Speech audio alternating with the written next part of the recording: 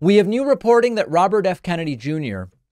effectively offered to sell his endorsement of Trump to Donald Trump in exchange for a job in Trump's administration. We have all been thinking about that interesting phone call that was filmed shortly after the failed assassination attempt against Donald Trump, where Trump and RFK were on the phone. RFK was reportedly mortified that it was published, but it was. And one of the things that happened in that phone call is that Trump said extraordinarily anti-vaccine things that we never previously knew he believed. And of course, RFK seemed to love it. At one point, Trump says, "We're going to win." And RFK says, "Yeah." And we still don't really know the meaning of that. What did RFK mean by what was RFK's interpretation of we? Does RFK consider himself a supporter of Trump behind the scenes? We just don't know. But now we have new reporting from the Washington Post. RFK Jr. floated a job in a Trump White House as he weighed endorsing Trump.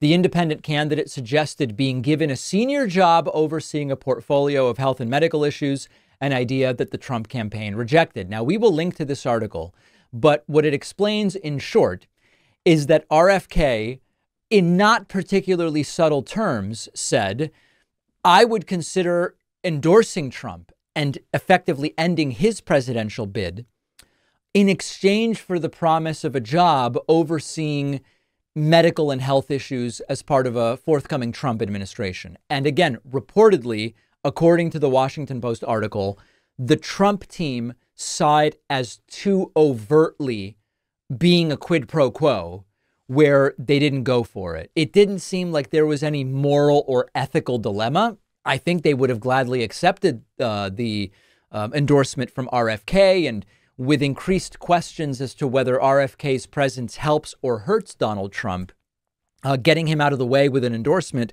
would be a pretty useful thing. But it seemed as though the Trump campaign realized it's so overtly a quid pro quo that it is probably not a good idea to go forward with this. The discussions began hours after the attempted assassination of Trump at the July 13th rally. The article says it did not result in an agreement amid concerns in Trump's orbit of the complication of promising a job in exchange for an endorsement. Kennedy says he plans to continue his campaign.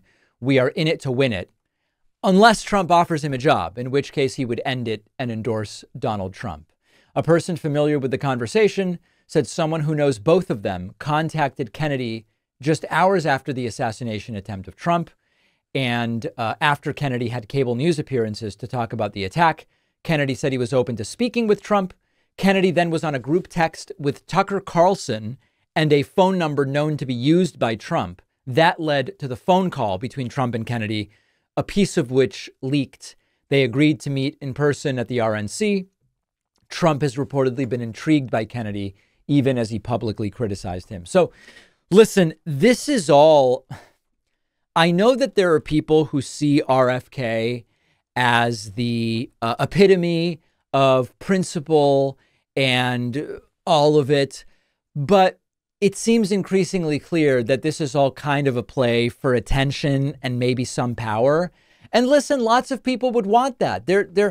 We talk about opportunism as if it's just a bad thing.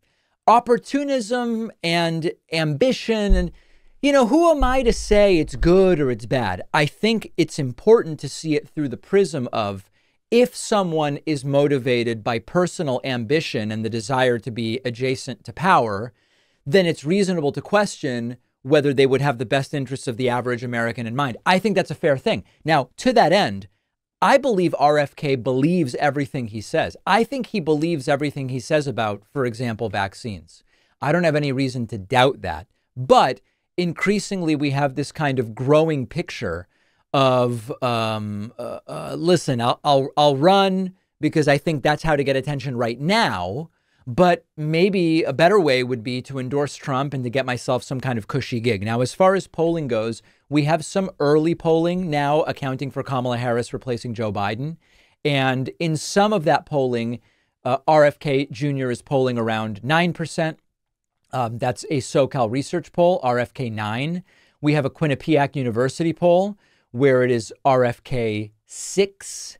And then we also have I guess that's the newest that we have that involves Harris at the top of the ticket. So, as I've said before, if I were a betting man, which I am not, I would bet RFK ends up with under 5% of the vote by the time it is all said and done.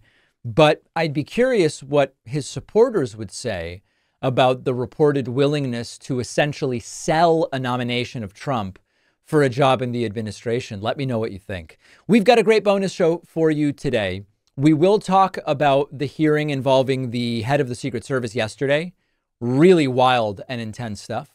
We are going to talk about the hijab ban for French Olympians in the Paris Olympics, which some are saying is a form of discrimination.